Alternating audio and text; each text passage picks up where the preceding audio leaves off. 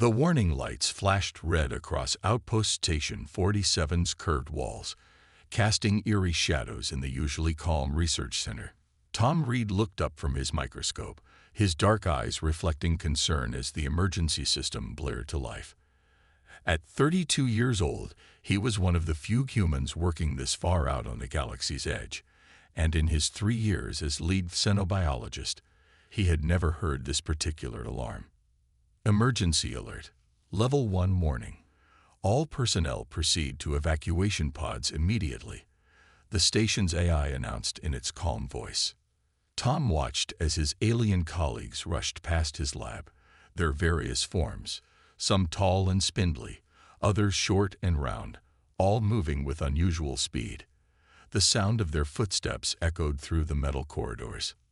Reed called out Bluestone, his rocky-skinned Petrosian colleague, pausing at the lab's entrance. "What are you doing? We need to evacuate now." Bluestone's crystal formations flickered with anxiety, a clear sign of distress in his species. "What's happening?" Tom asked, carefully securing his research samples. "Is it a reactor breach?" Bluestone's crystalline body pulsed with deep purple fear colors. "Worse. We've detected a Shadowclaw vessel approaching the station. It's damaged and will likely dock here for repairs." Tom had heard stories about Shadowclaws since Earth joined the Galactic Federation 2 years ago. Every species seemed to have their own terrifying tales about these creatures. They were supposed to be the galaxy's apex predators, highly intelligent but completely hostile to all other life forms. "Has anyone ever tried talking to them?" Tom asked, his scientific curiosity getting the better of him. "Talk to a Shadowclaw." Bluestone's crystal formations nearly cracked from shock. "They've killed every being that's ever tried. Their ships appear, they hunt, and they leave. That's all they do. They're predators, Tom. Pure and simple." The station shook slightly as something large docked with it. The emergency lights pulsed faster. "Final warning. Unknown vessel has initiated docking procedures. All personnel must evacuate immediately," the AI insisted.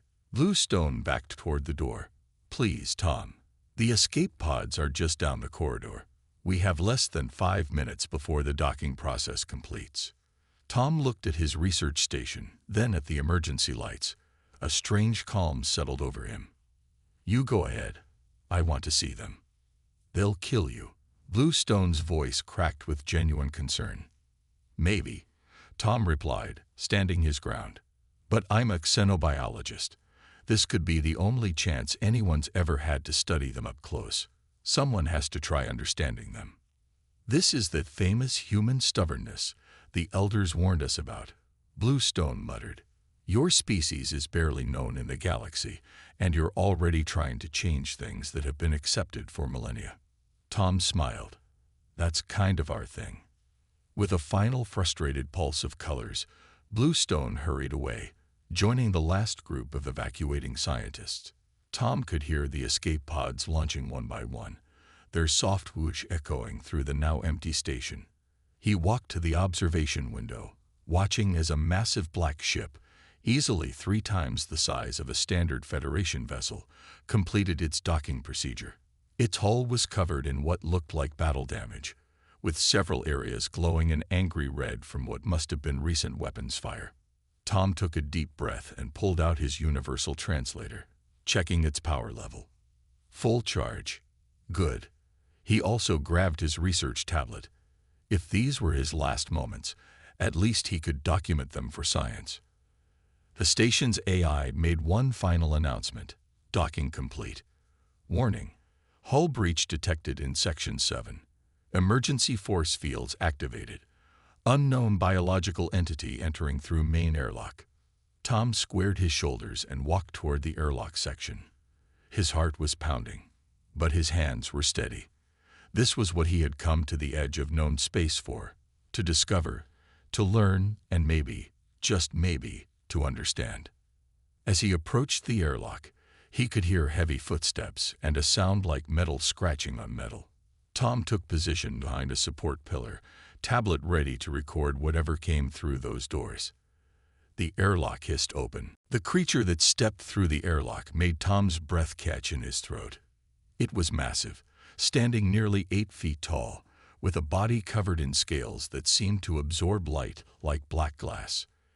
Each scale had a faint blue glow along its edge, creating patterns that shifted as the creature moved. Tom gripped his tablet tighter, forcing himself to record notes even as his heart raced. The Shadowclaw's head was angular, with 4 glowing eyes arranged in a diamond pattern. A row of spines ran from the top of its head down its back, each one tipped with the same bioluminescent blue that traced its scales. The creature took another step forward, and Tom noticed something odd. It was favoring its right side. A dark liquid that looked like oil dripped from a wound in its shoulder, where several scales had been torn away. "It's injured," Tom whispered to himself, making a note on his tablet. The Shadowclaw's head snapped toward his hiding spot, all 4 eyes focusing on his location. Its claws extended from its fingers with a sound like unsheathing swords, each one nearly a foot long. Tom knew he should run. Every survival instinct screamed at him to flee. Instead, he slowly stepped out from behind the pillar, holding his hands up to show he carried no weapons. "Hello," he said clearly, letting his universal translator pick up the word. "I am Tom. I am a scientist. You are hurt. I might be able to help." The Shadowclaw tilted its head, making a series of clicking sounds that the translator couldn't process. Its tail, which Tom hadn't noticed before, swayed behind it like a living shadow. "Your ship is damaged," Tom continued, gesturing toward the docking bay. "You can stay here until you're repaired. I won't call anyone." The creature took a step closer, and Tom fought the urge to step back. He noticed that despite its fearsome appearance, its movements were precise and careful. It wasn't charging or attacking. It was studying him, just as he was studying it. The Shadowclaw raised one clawed hand, and Tom tensed. But instead of attacking, it pointed to its wounded shoulder, then to Tom, then made a series of complex hand gestures. "Sign language," Tom breathed, excitement replacing fear. "You're using sign language." He fumbled with his tablet, pulling up the Federation database on known communication methods. The Shadowclaw's gestures didn't match any known system exactly, but some movements seemed similar to universal trade signs. Tom tried a simple trade sign for help, moving his hands in what he hoped was the right pattern. The Shadowclaw's eyes widened slightly, and the blue glow of its scales brightened. It repeated Tom's gesture, then added more movements. "You understand trade signs," Tom said, smiling despite his nervousness. "Okay, let's start simple." He pointed to himself. "Tom." Then he pointed to the medical bay down the hall and mimed treating a wound. The creature watched him intently, then did something completely unexpected. It retracted its claws. The action seemed deliberate, almost like a human putting away a weapon as a sign of trust. It pointed to itself and made a series of clicks that the translator tried and failed to process. Then it pointed to its wound again and nodded, a gesture that must have been learned from observing other species. "Follow me," Tom said, slowly walking backward toward the medical bay. "I'll help you.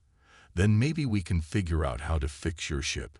As they walked, Tom continued making notes on his tablet. The creature moved with a grace that seemed impossible for its size, and despite its injury, every movement was controlled and efficient. This wasn't a mindless predator. This was an intelligent being with its own way of communicating. In the medical bay, Tom pointed to an examination table designed for larger species. The Shadowclaw studied it for a moment, then carefully sat down. Its scales shifted, adjusting to allow it to sit comfortably, and Tom realized the patterns of blue light might be more than just decoration. They seemed to pulse in a regular rhythm, almost like a heartbeat. "Let's get you fixed up," Tom said softly, reaching for a medical scanner. "And maybe, just maybe, we can learn something from each other." The Shadowclaw watched him work, its 4 eyes tracking every movement, but made no aggressive gestures. For the first time in galactic history, A human and a shadow claw were working together, and neither species was trying to kill the other. 3 hours had passed since Tom first treated the shadow claw's wound. He sat cross-legged on a chair, watching in fascination as his alien patient used its claws to draw symbols on a digital pad. The station's security cameras blinked silently in the corners, broadcasting their interaction to the shocked Federation scientists who had fled. The shadow claw finished another symbol and looked at Tom expectantly. Over the past hours, they had developed a rough system of communication. The creature was incredibly intelligent, picking up human gestures quickly and teaching Tom its own signs. Night, Tom said slowly, understanding the symbol. Your kind hunts at night. He made a gesture mimicking stars and darkness. The shadow claw's scales rippled with blue light, which Tom had learned meant agreement. It then pointed to itself and repeated the symbol. Oh, Tom's eyes widened with realization. That's your name, Night Runner. Night Runner's spines raised slightly in what Tom was beginning to recognize as pleasure. No, Tom corrected himself mentally. They made another series of gestures. Tom consulted his tablet where he'd been recording their growing language. Your ship, hunted. No, wait, was hunted. His face grew serious. Someone was chasing you. Night Runner's scales darkened, the blue glow dimming to almost nothing. They moved to the observation window, pointing out at their damaged ship. Through a series of gestures and drawings, they explained how their vessel had been attacked by poachers seeking shadowclaw biomatter. Their scales, spines, and the mysterious glowing substance that ran through their bodies. That's why your kind attacks other ships, Tom said softly. You're protecting yourselves from hunters. The security console suddenly beeped, indicating an incoming transmission. Tom walked over and accepted it, finding himself facing the screen full of Federation officials and his former station colleagues. Reed. The station commander's face was red with stress. Are you actually communicating with that creature? Yes, Commander, Tom replied calmly. Their name is Night Runner. They're intelligent and peaceful unless threatened. Everything we thought we knew about Shadowclaws is wrong. Night Runner moved into view of the screen, causing several officials to flinch.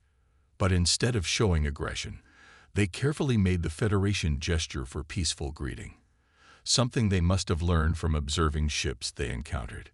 Impossible, someone muttered off-screen. They're mimicking. They have to be. Tom shook his head. No, they have their own language, culture, and technology. They're not mindless predators. They're a spacefaring species like us. Watch. He turned to Night Runner and made a series of gestures they had practiced. Night Runner responded by walking to the medical bay and returning with the scanner Tom had used earlier, demonstrating their understanding of medical tools and their purpose. They learn incredibly fast, Tom explained to the stunned audience. Their species doesn't attack without reason. They've been defending themselves against poachers and hostile ships for centuries. Night Runner added their own explanation through gestures, which Tom translated. The officials watched in amazement as Human and Shadowclaw worked together to communicate complex ideas. Their ships approach others because they're curious, Tom continued. But because everyone attacks them on sight, they've had to become defensive. It's a cycle of fear and misunderstanding. The commander was quiet for a long moment. Reed, do you realize what you've done? You've made first peaceful contact with a species we've feared for generations. Night Runner placed one massive clawed hand gently on Tom's shoulder, a gesture of trust that made several officials gasp. The blue patterns on their scales formed complex, beautiful designs that Tom hadn't seen before. I think, Tom said, smiling, this is just the beginning. Night Runner has offered to teach me about their culture, and in return, I'm teaching them about ours. They have stories, art, and traditions we never knew about because we were too afraid to look past their appearance. As if to demonstrate, Night Runner began to make their scales glow in complex patterns, creating dancing lights that told a story without words. Tom watched in wonder, realizing he was seeing something no other non-Shadowclaw had ever witnessed, the art of their species. "Commander," Tom said firmly, "I request permission to continue my research here with Night Runner. There's so much we can learn from each other." The commander looked from Tom to Night Runner, then to the beautiful light display. "Permission granted, Reed. Just try not to start an interstellar incident." Tom grinned. "No promises, Commander. We're making history here." A week had passed since Night Runner's arrival at Station 47. Tom sat in the observation room, watching with amazement as Night Runner used their bioluminescent scales to create a three-dimensional star map in the darkened space. "So your people have mapped all these systems?" Tom asked, making notes on his tablet. The glowing points of light from Night Runner's scales showed hundreds of star systems that weren't in any Federation charts. Night Runner's scales pulsed in agreement. They had spent the past days teaching Tom about their species' true nature, the fearsome claws that everyone dreaded. They were tools for creating art as much as weapons. The terrifying hunting behavior, actually a complex ritual of respect for life and resources. "Show me again how your people greet a new species," Tom requested, putting down his tablet. Night Runner stood tall, their scales shifting to create a gentle, flowing pattern of blue light. They extended their claws slowly, not in threat, but in a display of trust, showing their strength while choosing not to use it. Then they retracted the claws and placed one hand over their chest, bowing slightly. "It's a peace greeting," Tom said, understanding flooding his face. All this time, when Shadowclaw ships approached others, they were trying to introduce themselves. But everyone else saw the claws as a threat and attacked first. Night Runner's eyes dimmed slightly in sadness. Through their newly developed sign language, they explained how their people had eventually given up trying to make peaceful contact. When every attempt at friendship was met with violence, they had no choice but to defend themselves. The station's comm system suddenly crackled to life. "Reed, you need to see this." The commander's voice was tense. "Check the long-range scanners." Tom pulled up the scanner display, Night Runner moving to look over his shoulder. 3 ships were approaching the station. Unmarked vessels that matched no Federation designs. "Poachers," Tom said grimly. "The ones who damaged your ship." Night Runner's scales flashed dark patterns, their version of anger. They pointed to the ships and made a series of urgent gestures. "These hunters have been tracking you." Tom translated, growing concerned. "They want your biological materials, your scales and the light-producing organs." The Shadowclaw nodded, then did something unexpected. They walked to the station's main computer and, with surprising skill, began operating the controls. A new display appeared, showing detailed scans of the approaching ships. "You can use our technology?" Tom asked, impressed. Night Runner's scales rippled in what Tom now recognized as their version of laughter. They made a gesture that roughly translated to, "We've been watching your species for a long time, learning, hoping to find someone who would talk first and shoot later." Tom smiled. "Well, you found someone. Now let's deal with these poachers together." Just then, the station received a transmission from the lead poacher ship. A rough-looking human appeared on screen, his face scared and his eyes cold. "Station 47. This is Captain West of the salvage vessel Morning Star. We're tracking a dangerous predator species. Hand over the Shadowclaw, and we'll leave your station intact." Tom felt anger rise in his chest. He looked at Night Runner, who stood tall and unafraid beside him. "Actually, Captain," Tom replied calmly, "I'm with a diplomatic representative of the Shadowclaw species. They're here legally under Federation protection." The captain's face twisted in surprise. "You're protecting it? That thing is worth millions in biomatter. Its organs could power a city for a year." Night Runner stepped into view of the transmission, their scales creating a complex pattern that Tom recognized as their people's symbol for leadership. Through their sign language, they conveyed a message that Tom translated. Night Runner says they are not just a source of biomatter. They are a scout for their people, searching for species worthy of friendship. And now they found one. Tom straightened his shoulders. So, Captain West, I suggest you leave. Because if you attack this station, you won't just be dealing with one Shadowclaw. You'll be starting a war with humanity, too. As if to emphasize the point, Night Runner's scales began to glow brighter, creating patterns more complex and beautiful than any Tom had seen before. It wasn't a threat display. It was a demonstration of their true power. The power to create rather than destroy. The poacher captain's face paled slightly, but his eyes narrowed with greed. You have 1 hour to hand over the creature, or we attack. As the transmission cut off, Tom turned to Night Runner. I hope you're good at fighting as you are at art, friend. Because I think we're about to need both skills. Night Runner's scales flashed in a pattern that Tom had learned meant excitement. Together, they began preparing the station's defenses, two unlikely allies ready to face whatever came next. The station's warning systems blared as the first shots from the poacher ships struck the outer shields. Tom and Night Runner stood at the main control center, their earlier preparations about to be tested. Shields at 85%, Tom reported, his fingers flying over the controls. They're trying to disable our defenses without destroying the station. They want to board us. Night Runner's scales pulsed with a fierce blue light as they operated their own set of controls. Over the past week, they had integrated some of their ship's systems with the station's, creating defenses the poachers wouldn't expect. The station shook again. Outside the observation window, Tom could see the 3 poacher ships circling like vultures. The largest ship, Morning Star, was positioning itself near the main airlock. They're going to try to cut through, Tom said, checking the scanner. Night Runner, ready for our plan. The Shadowclaw's scales flickered in agreement. They had spent the last hour preparing traps throughout the station, combining human technology with Shadowclaw hunting techniques. Now they would see if it worked. Captain West's voice crackled over the comm. Last chance, Reed. Give us the creature, or we take it by force. Tom hit the response button.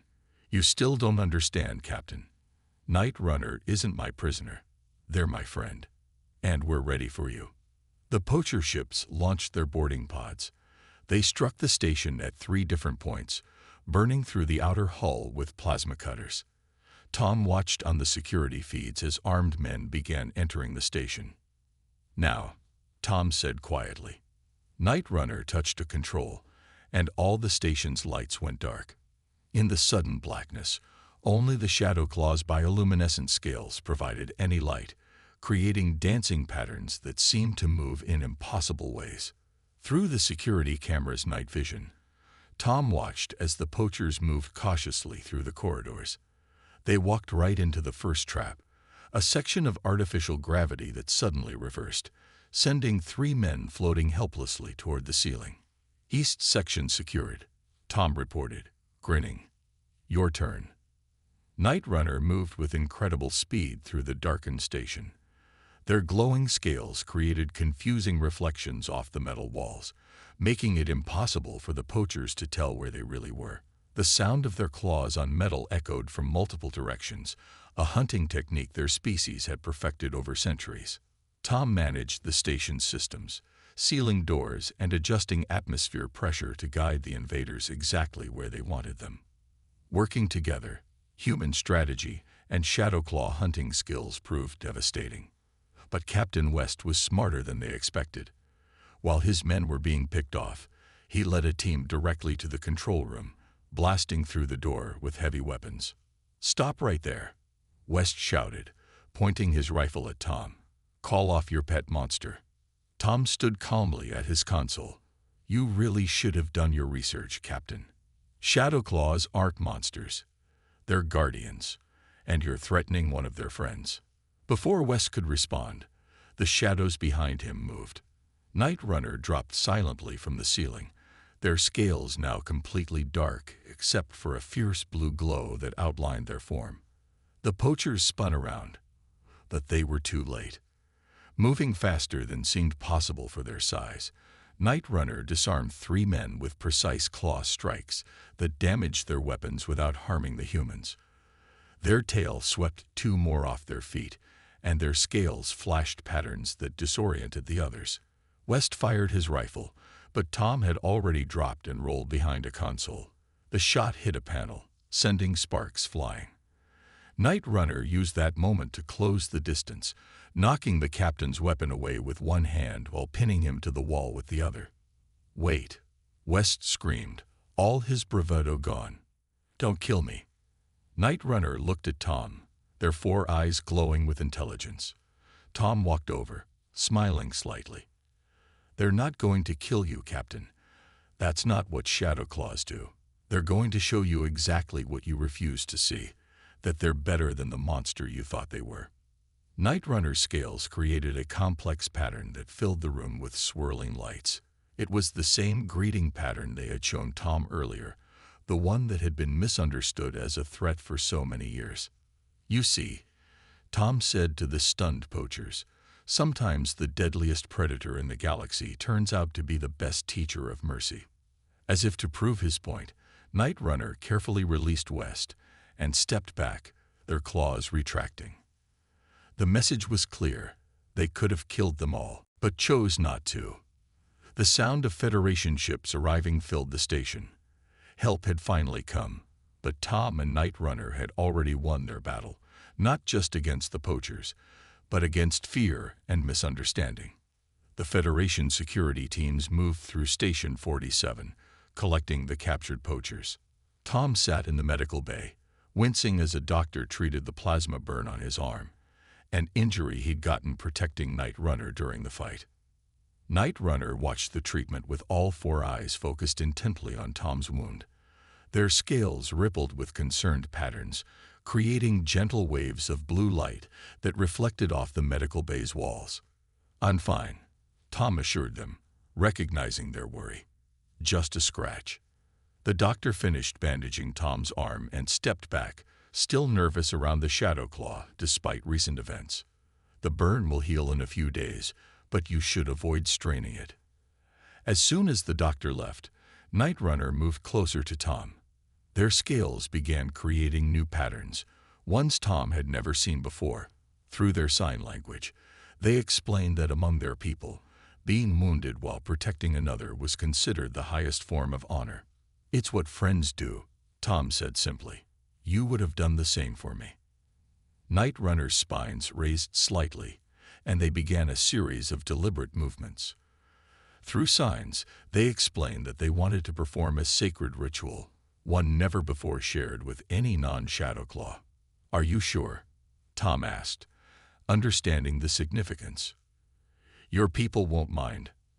Night Runner's scales pulsed with certainty. They explained that their species had waited generations to find others worthy of trust. Tom had proved himself not just by fighting alongside them, but by being the first to ever attempt understanding rather than fearing them. The Shadow Claw moved to the center of the medical bay and began the ritual. Their scales created complex patterns of light that filled the room, telling ancient stories through color and movement. The lights formed images of stars, great battles, and peaceful meetings between different beings. Tom watched in awe as Night Runner's claws moved in precise patterns, carving invisible symbols in the air. Each movement had meaning, passed down through generations of their species. Through their sign language, Night Runner explained that this was the ritual of pack bonding, a ceremony that made others part of their extended family. "You're making me part of your pack?" Tom asked, deeply moved by the honor. Night Runner confirmed this with a pulse of bright blue light. They explained that in their culture, pack bonds were stronger than blood ties. By accepting Tom into their pack, they were marking him as family in the eyes of all Shadow Claws. The ritual reached its peak as Night Runner carefully extended one claw and made a small cut on their own palm, allowing a drop of their bioluminescent blood to fall. They gestured for Tom to hold out his bandaged arm. Understanding the importance of this moment, Tom rolled up his sleeve. Night Runner touched their glowing blood to Tom's wound. The point of contact began to glow with a soft blue light, a mark that would forever identify Tom as packed to any Shadow Claw. Just as the ritual completed, the station's sensors detected new ships arriving. But unlike the poacher vessels, these were Shadow Claw ships. Night Runner's pack had finally tracked them down. Through the observation window, Tom watched as 3 sleek black ships approached the station. Their designs were beautiful, combining function with artistic patterns that glowed against the darkness of space. Night Runner's scales brightened with joy at seeing their pack, but they quickly turned to Tom and made a series of reassuring gestures.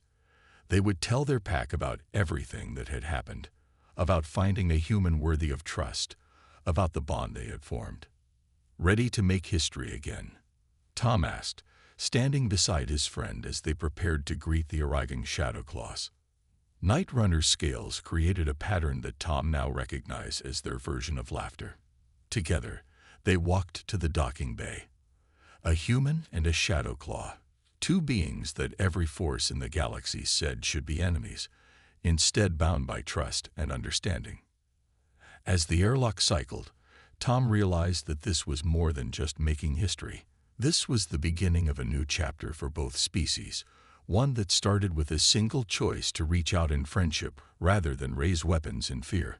The airlock doors began to open. 6 months after the events at Station 47, Tom stood before the Federation Council on Earth.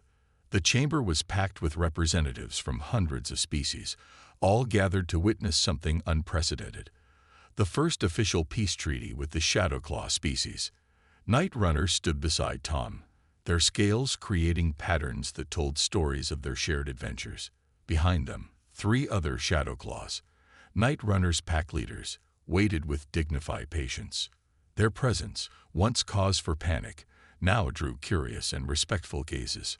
"The Federation has reviewed your documentation, Mr. Reed," the council leader announced, her voice carrying through the chamber. "Your work with Night Runner has changed everything we thought we knew about the Shadow Claw species." Tom smiled, remembering the past months. After Night Runner's pack arrived at Station 47, things had moved quickly.